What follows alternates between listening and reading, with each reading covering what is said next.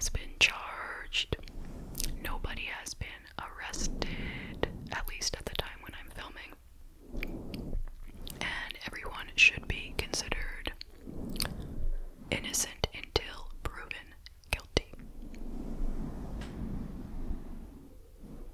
So I am truly baffled by this one, and I hope that you guys have some good insight for me after you listen to the whole case. Alright, so here we go.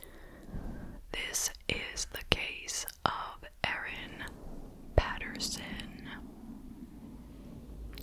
and it takes place in Leongatha, Australia. So let's start with some background on Erin. She was born in 1975. She is 48 currently. She was born in Victoria, Australia. She was raised by her parents, and their names were Heather and Eitan, but he went by the name Hugh. And she also has a sister named Ceinwen. It's Ceinwen. I'm not sure how it's pronounced. And she grew up in the Melbourne suburb of Glen Waverley. Now, her mother was a Monash University lecturer in 19th century adult literature, a children's book critic, and author of articles and reviews on children's literature. It's unclear exactly what her father did for a living. Erin married Simon Patterson, who currently works as an engineer. He coaches basketball and he plays the bass guitar. He also has taken photographs for the local newsletter, which is called Bora Flyer. So they went on to have 2 children, a boy and a girl, who are currently around 14 and 12 years old. The couple, along with their children, moved to Western Australia for a time, and they ran a bookshop together. Erin became a stay-at-home mother. She also edited the local newsletter, the Bora Flyer, from 2018 to 2020. Now, both of Erin's parents are currently deceased. They both died of cancer at different times. Her father passed in 2011 and her mother in 2019. Now, her parents had a beautiful oceanfront home in Eden, and this home was left to Erin and her sister. So Erin advertised the home as having, quote, uninterrupted water views that include the gentle curve of Asling's Beach, the dazzling blue of Twofold Bay, and beyond to the awe-inspiring expanse of the South Pacific Ocean. It sold for $900,000 in 2019, and after that, Erin bought a house in Korumburra that she and her family lived in for a short time, and then she sold it for an $85,000 profit. Since the inheritance, Erin has bought 3 properties, including the home that she now lives in Leongatha, which is in Victoria's South Gippsland region in Australia, which is known for its beaches, lakes, mountains, and vineyards. In May of 2020,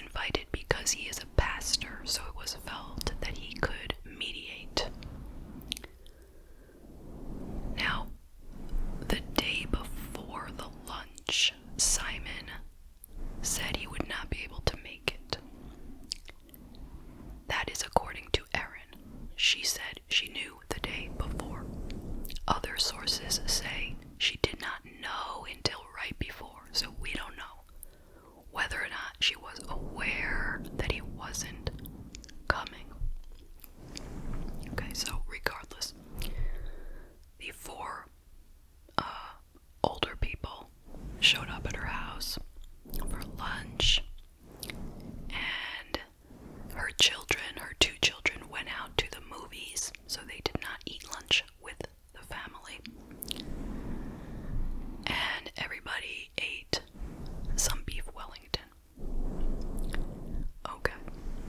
Now, the next day, Sunday, July 30th, all 4 of the lunch guests went to the hospital. They were sick with gastrointestinal problems. They were very, very sick.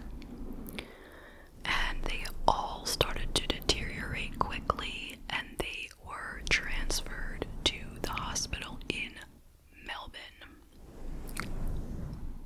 It was said that their symptoms were consistent with having eaten death cap mushrooms. According to Erin, though we cannot prove it and no one has confirmed it, according to Erin, she went to the hospital also, but was discharged. And that same day, Erin served her children the leftover beef Wellington, but she scraped off the mushrooms because they don't like mushrooms.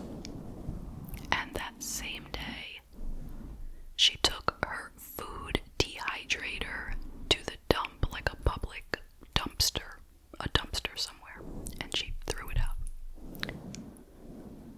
Let me just pause here and tell you about death cap mushrooms. If you even eat a very small amount, they can be fatal, and treatment is only effective if it's administered right away. Death cap mushroom consumption is responsible for 90% of mushroom-related deaths globally, and they can be mistaken for edible mushroom varieties.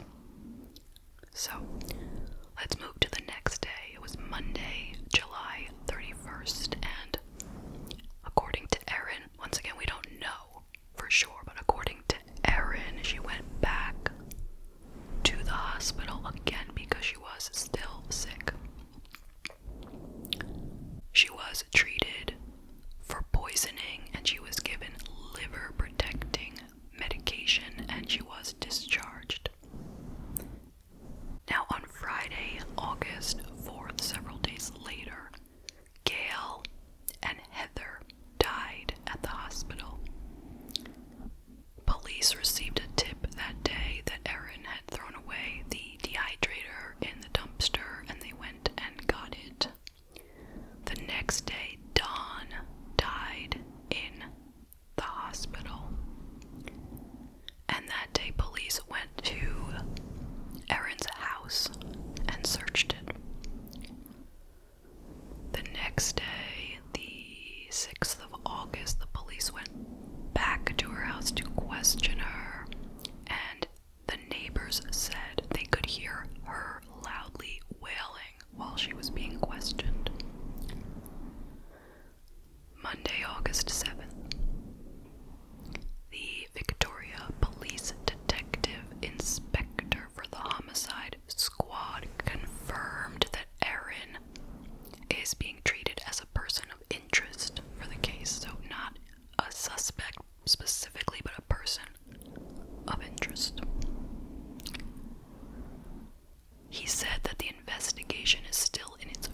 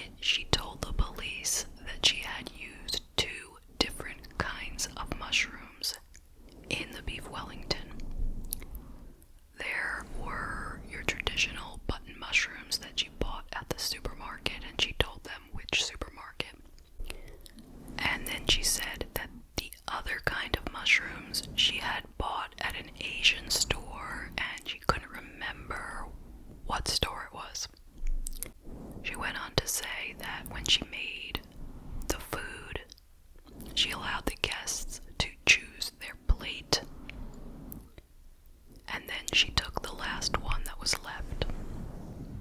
She said that she also was in the hospital that day with stomach pains and diarrhea, and that she was put on a saline drip and given medication.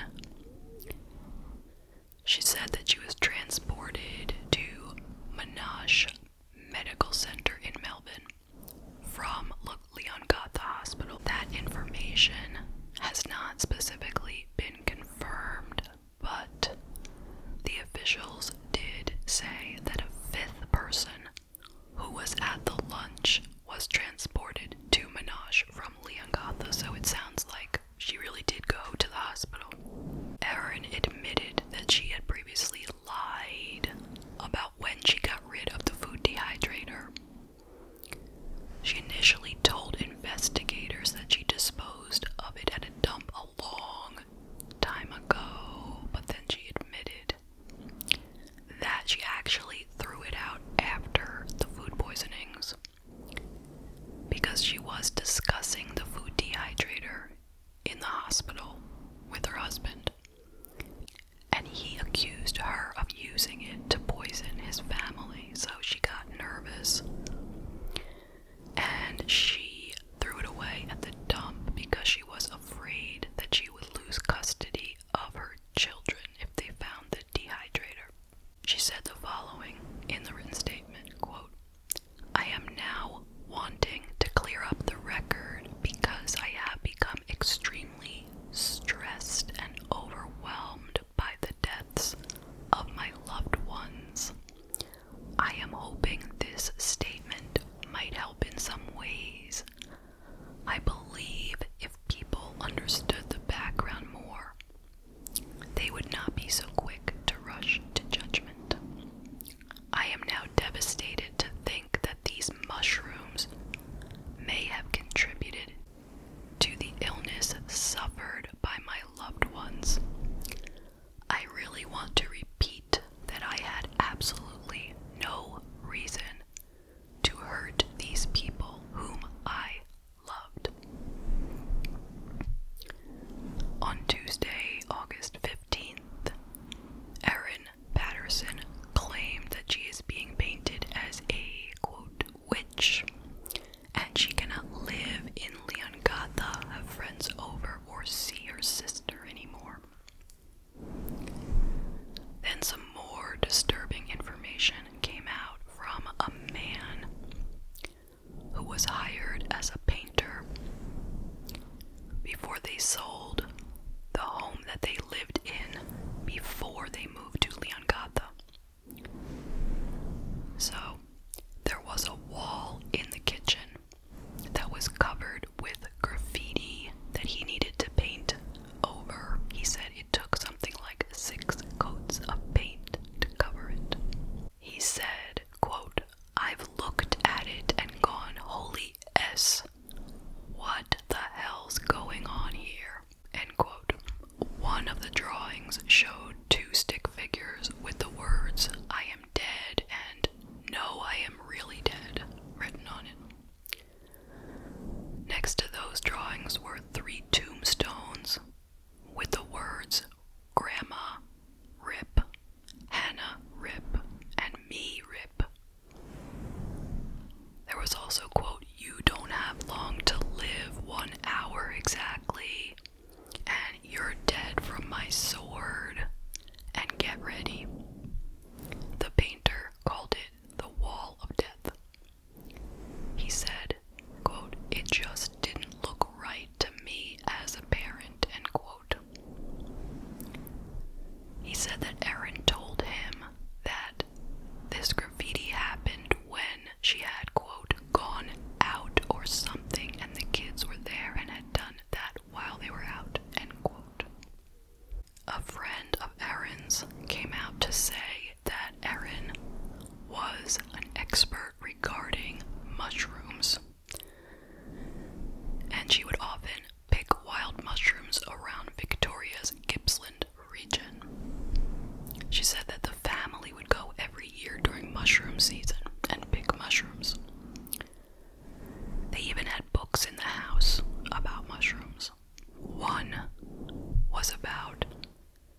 delicious yet potentially deadly fungi.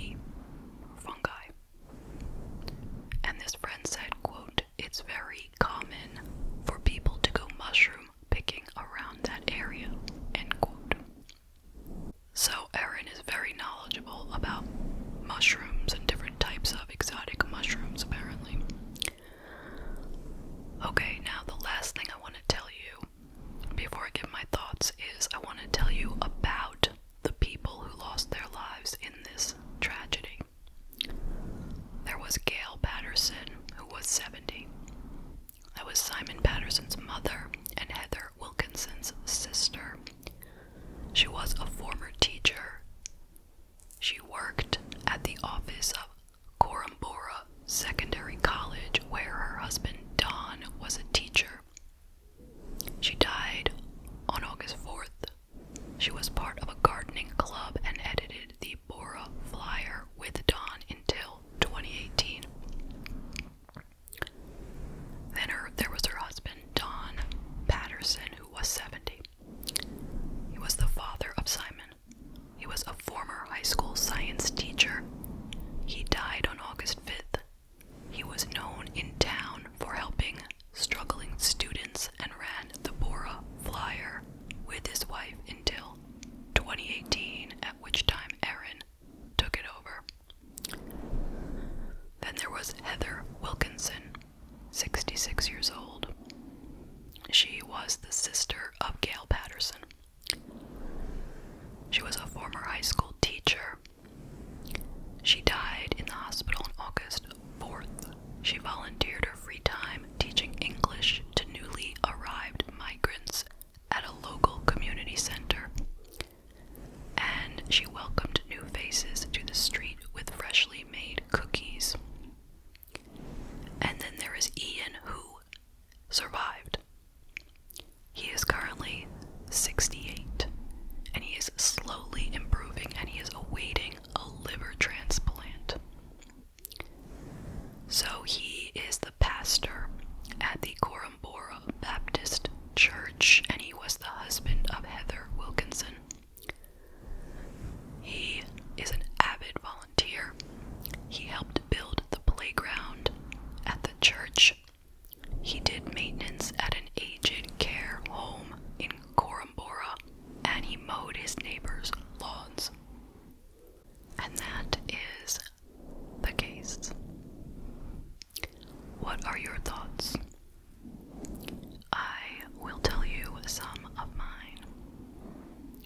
First of all, rest in peace to the victims here. Gail, Don, Heather. And I wish a speedy recovery to Ian. And my thoughts go out to all their friends and loved ones. So now there are lots of questions that I have and not very many answers. So first, did Erin poison these people on purpose? I mean, it kind of looks like it, but who's to say for sure? It's hard to figure out a motive. Like, why? Why would she do this? What good could come from poisoning her family like this? And let's take a step back and ask, what happened with her husband Simon when he was in the hospital the year prior? Did she poison him? It's very suspicious, but once again, what would be the reason for her to have poisoned him?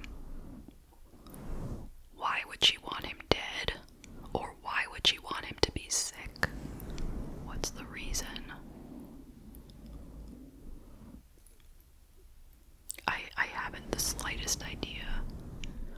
Did she want him to be sick so she could be a hero when he got home and she could take care of him and nurse him back to health? Was that it? But he came pretty close to death, I would say, so kind of doesn't seem like that would be the motive. Like, if she had done it, it's probable that she wanted him to die from it. And I can't imagine